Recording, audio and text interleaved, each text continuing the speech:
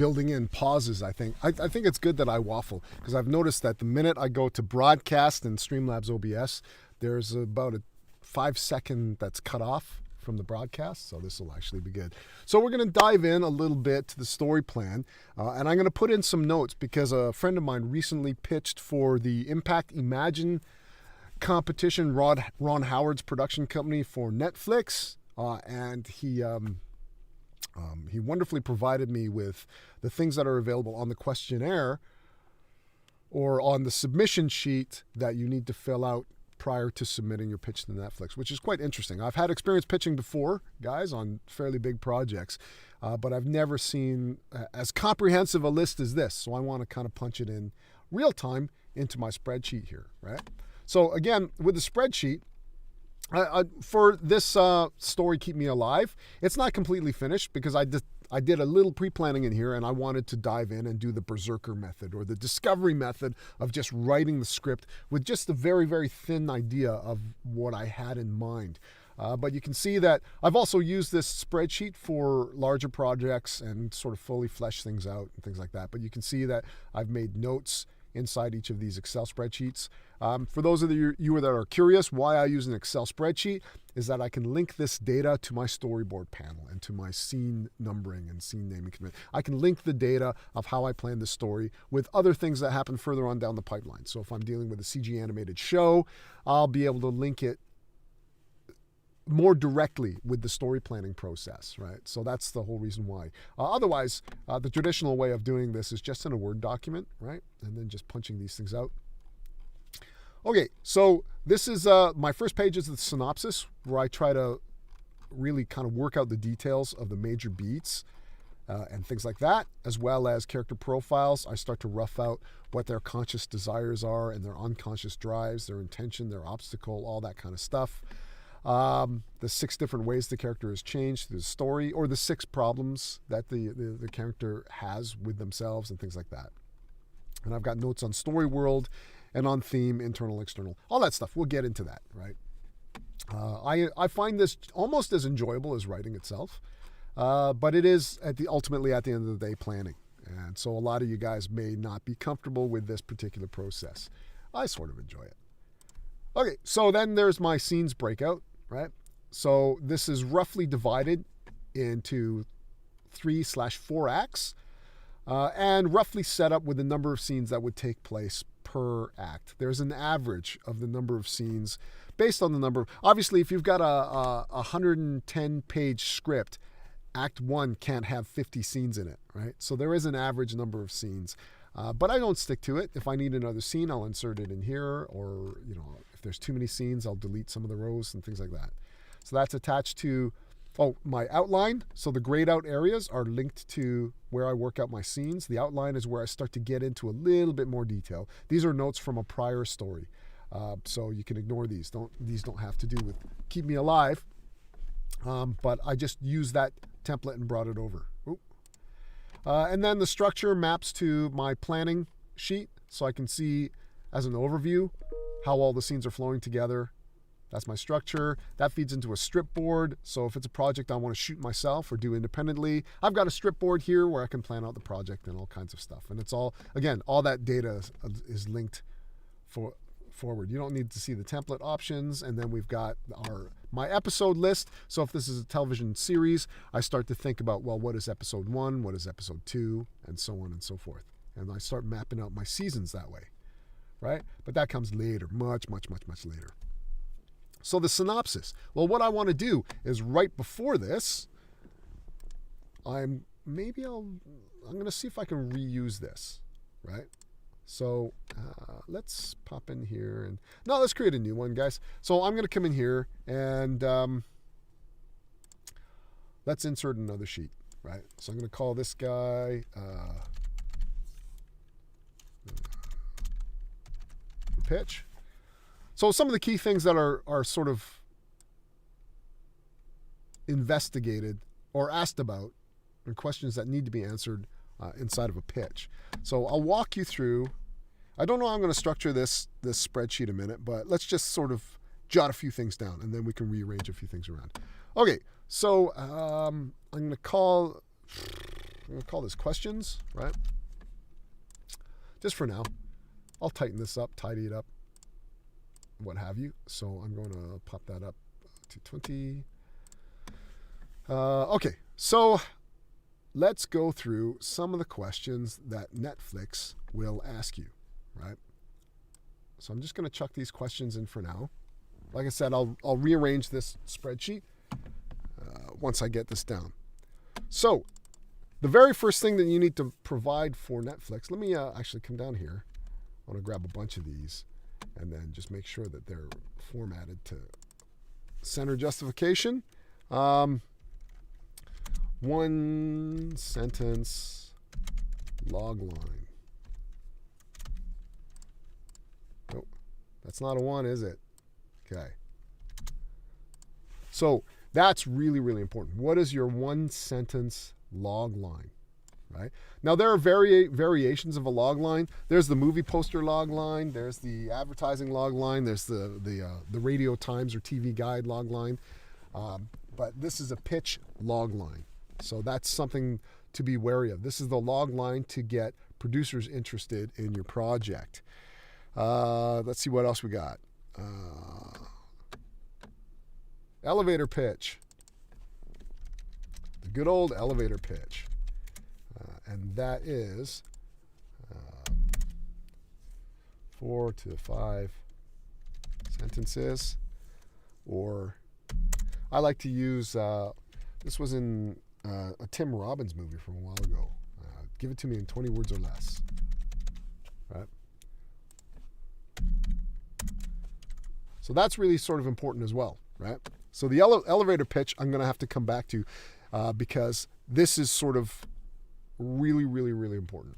So what is an elevator pitch? The elevator pitch is, the term came from this fictional scenario where you go to work in a major studio, you get into an elevator, and at the same time, the executive producer on his way to the penthouse gets into the same elevator with you. Penthouse. But the executive producer on his way to his office gets in the elevator with you, and you have between like floor 1 and floor whatever it is, floor 10, to be able to sell this executive producer on your idea. So that's the elevator pitch, and that's why they call it that, right? Okay, so that's the elevator pitch, and what was the inspiration for the idea? I'll talk a little bit about this. How long have you been working on it? Maybe, you know what? Maybe I'll make those 2 separate questions, I think. Let's get that.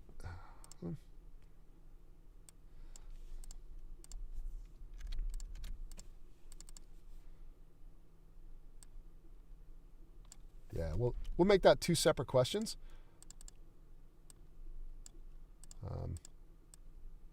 I wanted to put it together because this is just a 2-word answer. So what was the inspiration for the idea? I'll actually put a note here that is really sort of important. Something I ran across for an ITV pitch. What they want to know is why you, right? So that's sort of the underlying question behind what was the inspiration for the idea, right? So why does it have to be you that writes this story, right? Why can't they just pay you a few £1,000s for your idea and get a, quote, professional writer to do it, right? So tied into that, they want to know how much of yourself is in that particular idea, right? And I'm reading between the lines here, but I'm pretty sure that that's kind of what they're gunning for with that question, right?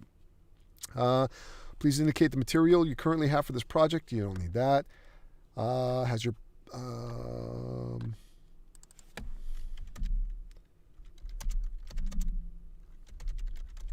the project been exposed?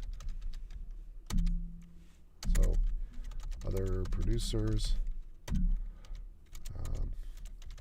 writing comps. So basically, they're looking to see if they can get right of first refusal, right? So they want to see who you've approached, or if you might have a buyer already, or that kind of a thing, right? Okay, so, but let's get to the nitty-gritties, the really interesting stuff, right? So, for example, what is the world setting of your story? Yep, and I'll put this in here as well. Why is it unique? Okay. So, what is the world or setting of your story? Oh, it's an intergalactic space battle. Okay. So why is it unique? Right? So that's the question that's probably going to hang us up. So right now, for Keep Me Alive, what is the world setting of your story? Well, it's a vampire story happening during the night. Well, why is it unique? Okay, I'm going to have to dot point this, right? So first of all, these vampires have taken over the village. Now, whether or not they're trying to keep their existence secret or whether they're planning on expanding out to the neighboring countryside, taking over other villages, that's sort of up in the air, right? So there's that. And let's see what else we got. So,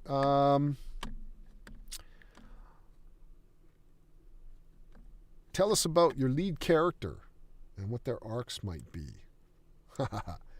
Okay. Tell us about lead character. What is their arc? Now, there's an interesting debate about whether or not a lead character should arc or needs to arc, but that's for another discussion for another time. Okay, so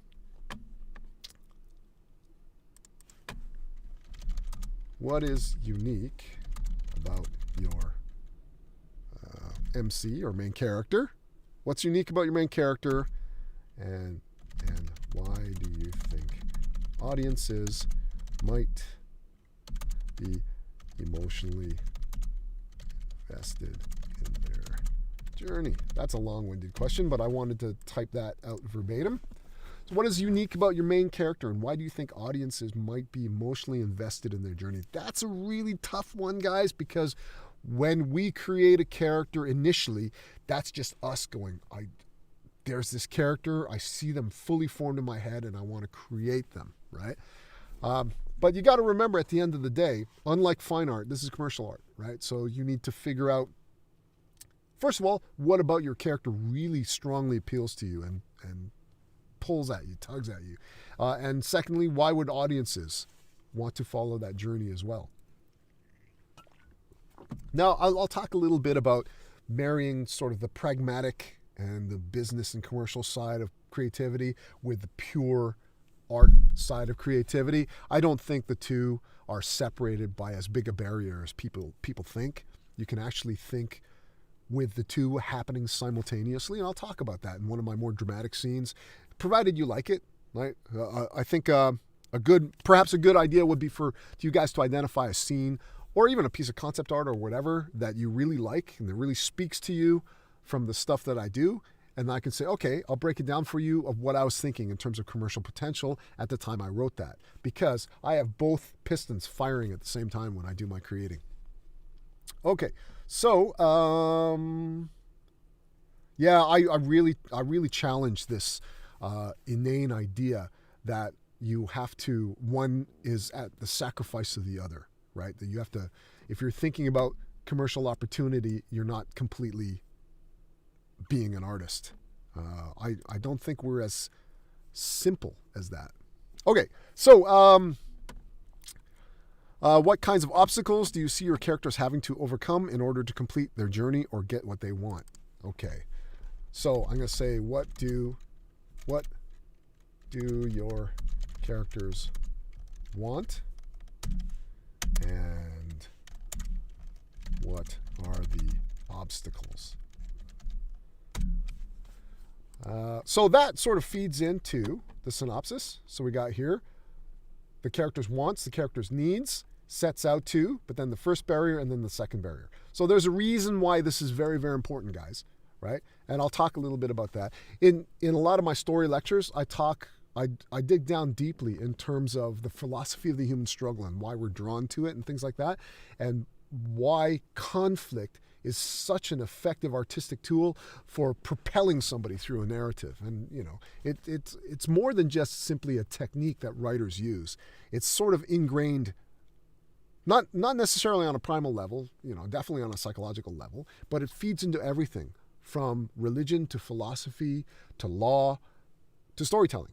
And I whole other separate talk about that. And it's I think it might be informative for you guys. At the same time, I'm still learning and evolving in terms of how story and narrative fit in our world and how effective entertainment sort of affects cultural change and all that kind of stuff. I'll get into that later. So that's why it's really important that production companies identify what you're dealing with there in terms of character wants, needs, and obstacles, right? Okay, so who or what is the antagonist in your story, and what do they want? Right? So, who, what is the antagonist? And very simply, what do they want? In fact, that makes me think I should add a separate column. Well, maybe not a separate column, but I should identify in here the wants and needs of the villain. Or the antagonist, rather. I shouldn't use the word villain because an antagonist may not necessarily be a villain. Okay, so let's see. Elaborate on the central elements of action or adventure in your project. Briefly describe the adventure your characters will go on. Elaborate on the central elements of action or adventure. Wow. Don't know if I fully understand that question, but we'll jot that down, shall we? Okay, so elaborate on the central elements of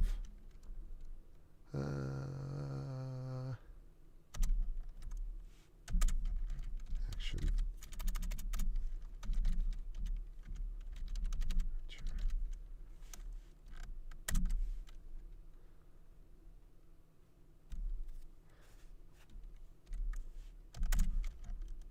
What is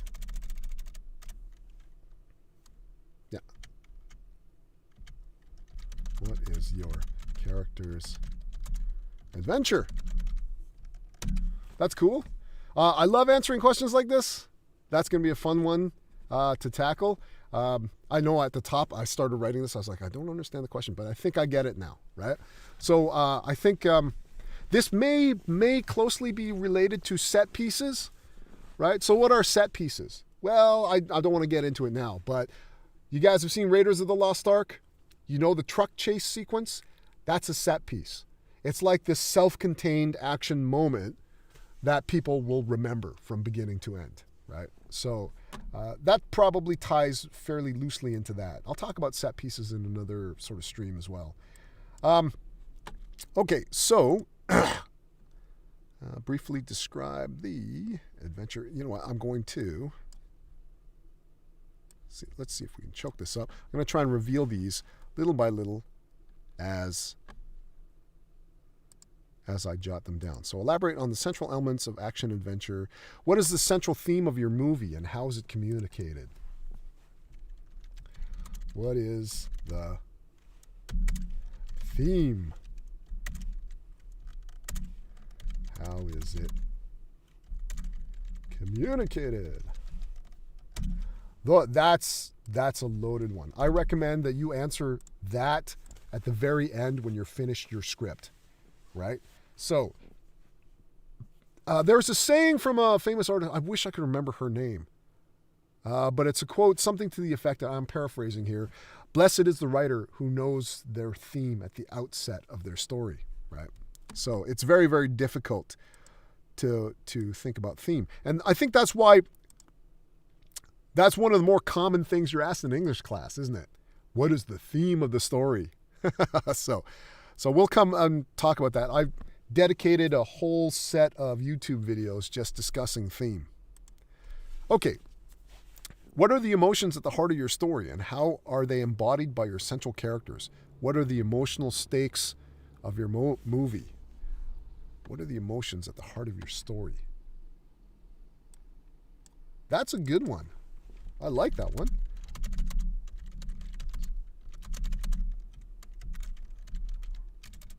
I'm going to capitalize that. Oh, dude. Caps lock, heart of your story. I'm going to put a little note for me in here. UVES. One of the things that we do in game development at Electronic Arts, or what I used to do, is we would focus on something called UVES for every game that we worked on. So UVES is the unique visual and emotional signature. So I think that is what is at the heart of that particular question. And what are the emotional stakes of your movie? So I think those should be separate ideas. What are the emotions at the heart of your story? And not necessarily how you answer it when you fill out your Netflix application. This is more about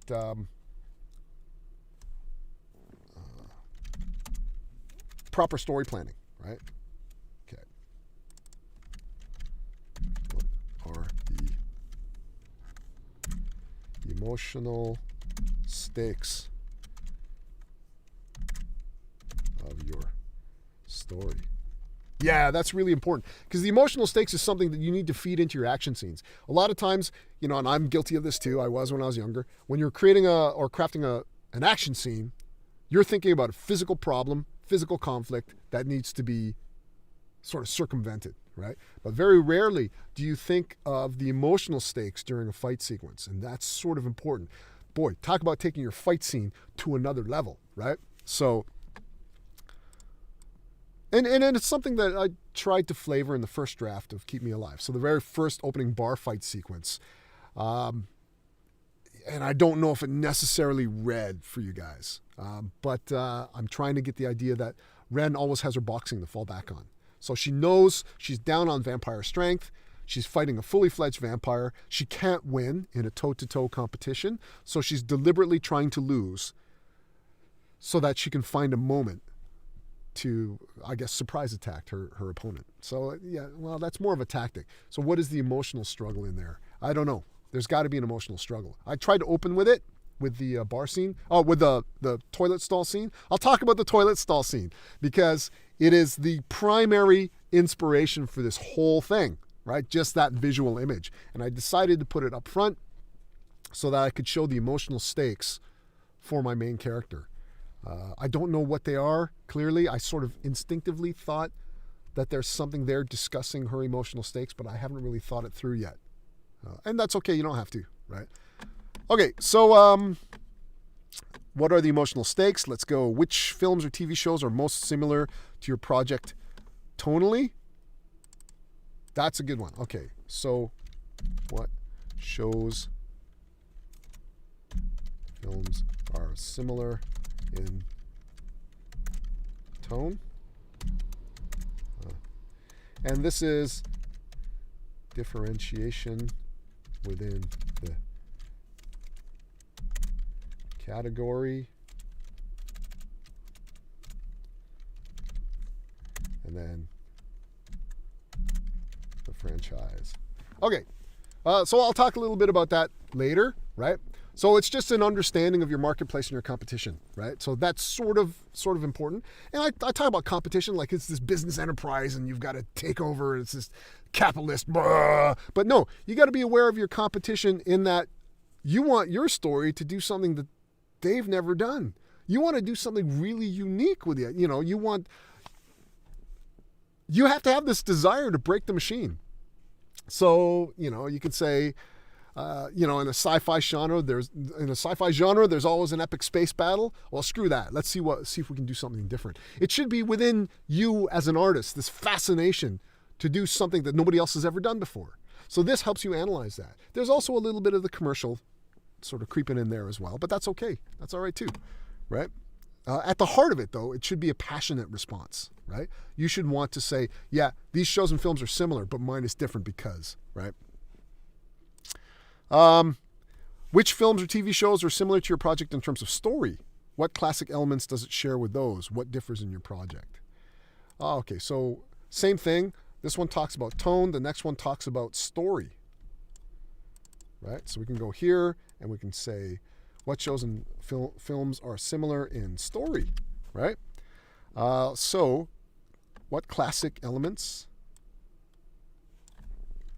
What classic elements does it share, right? So very, very simply,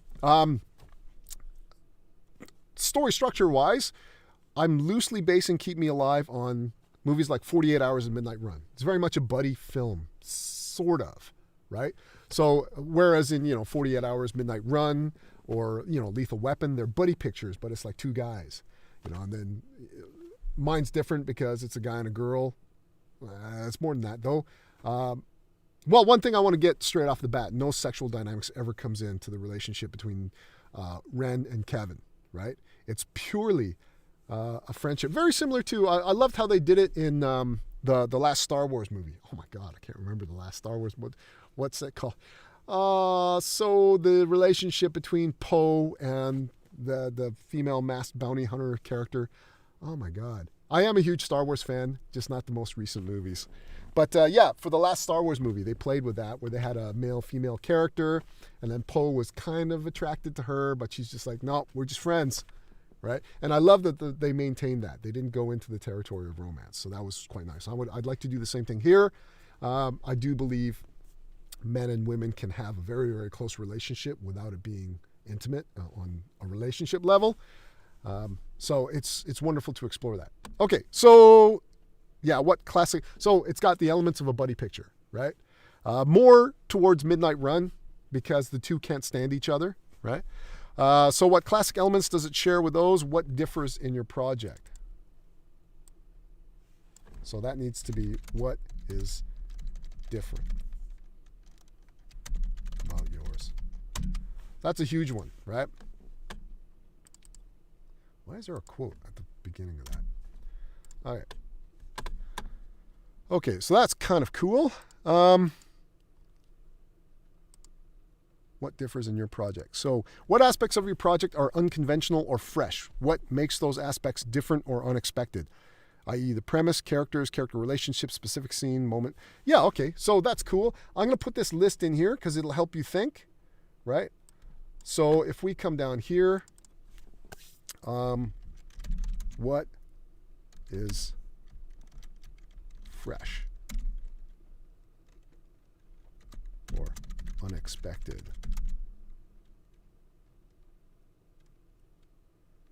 in this project? Yeah, okay, so let's go premise and then characters,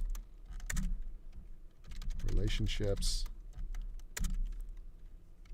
specific scene, moment. Yeah, it could be all of these.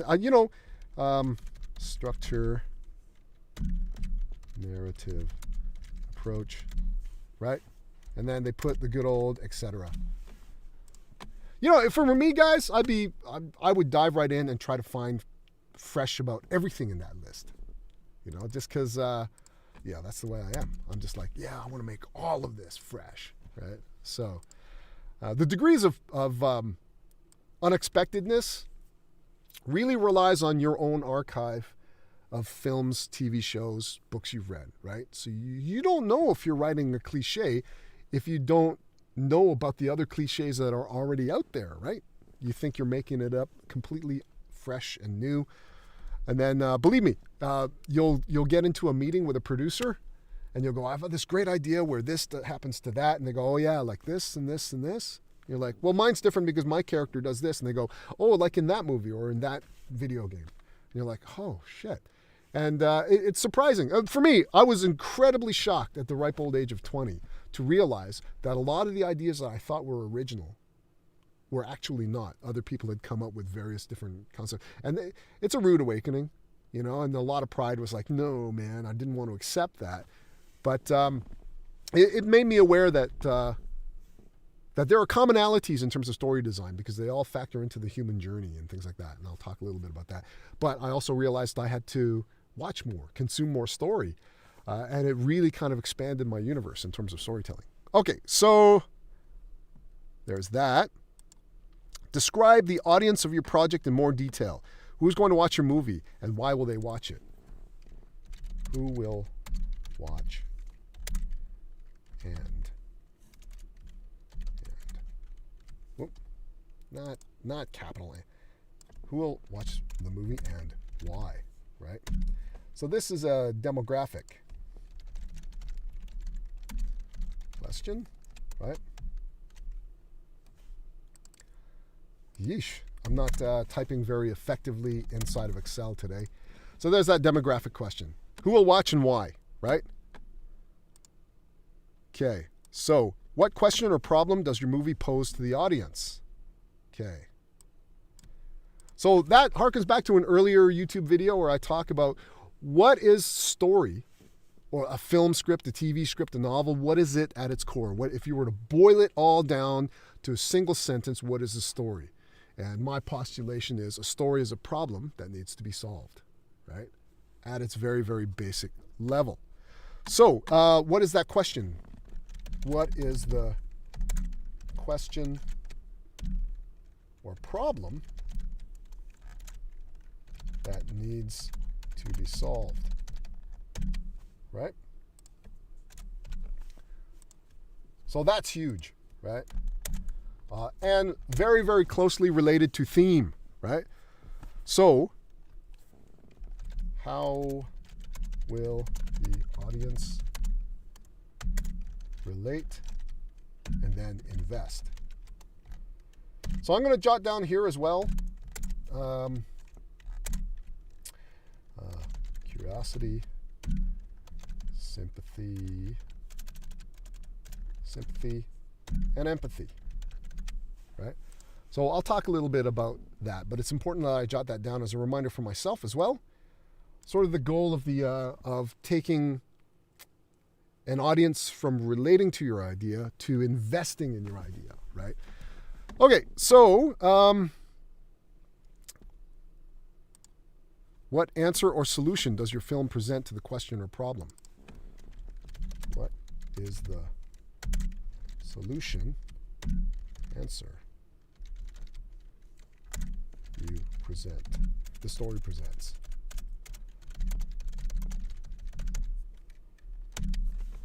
That's a good one, right? And again, closely tied to theme, right? So that's one that you probably won't be able to answer until much later in the story development process. If you could get anyone to direct your project, who would it be? And don't say me. So I'll put dream director. It's just to give them an idea of tone, right? It's not a who do you want to hire question. It's like they want to get an overall idea of what you're thinking in terms of tone and style, right? So if I say, not Zack Snyder, right away you guys will get an idea of what that tone is, right? So if you could get anyone to star in your project, who would it be? So Dreamcast. Not Dreamcast, the game console, but the Dreamcast. Okay, so what do you imagine your movie poster looks like? What would you want it to communicate to audiences? That's tough. I'd want to draw it out, but there you go. Okay. What does the movie poster look like? And really important, what is it communicating?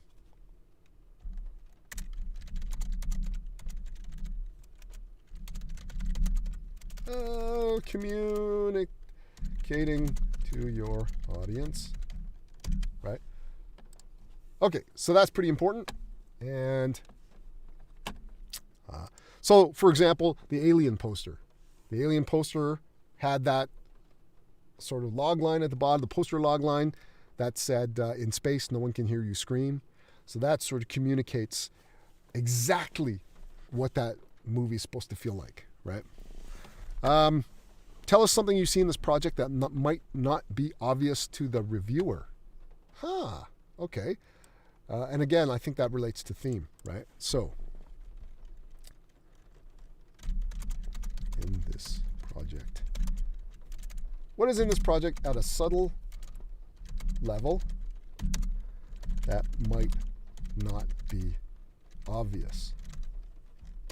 I think that question is designed to see if you are a layered writer, somebody who can think in terms of A story, B story, C story, multiple themes, and, you know, creating sort of an extended metaphor for something or other, you know, just to see how deeply you've thought of your project.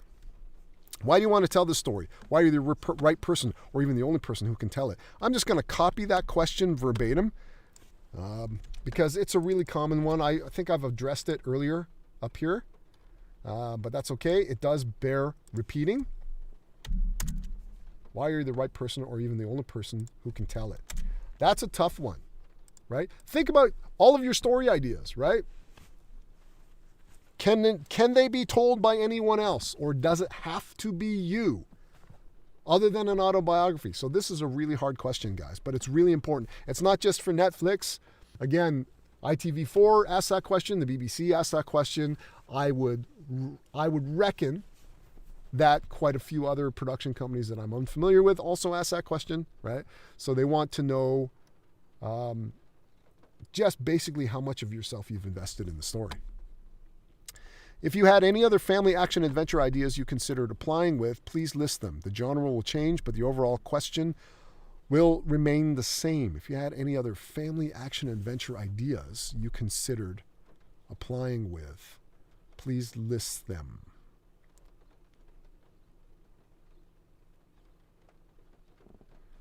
If you had any other ideas you considered applying with. Okay. Do we need, I'm debating whether or not we need to do that. But I guess it's this idea of the producers want to know what you have in your stable, or in your library, rather. Okay. Any other ideas you would consider applying with?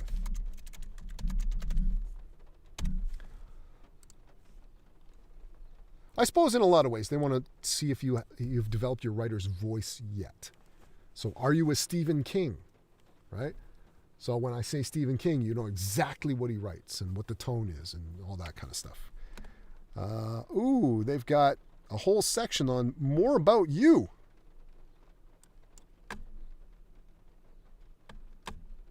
So, you know what? I am going to... No, let's leave that. I'm going to chuck black in here just to keep that separate, eh? And then I will fill these, well, black, gray, right?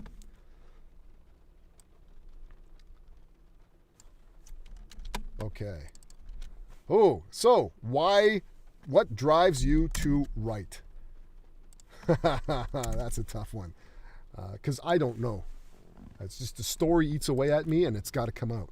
Why do you want this as a career and not just as a hobby, right? That's going to be a tough one to answer.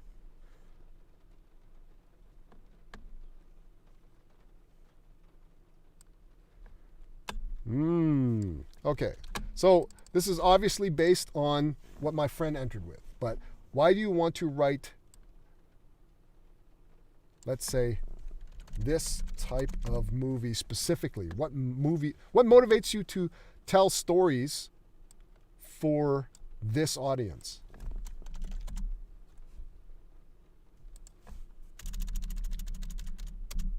So are you a Jordan Peele? Like, what's up? Why are you invested in this form of narrative?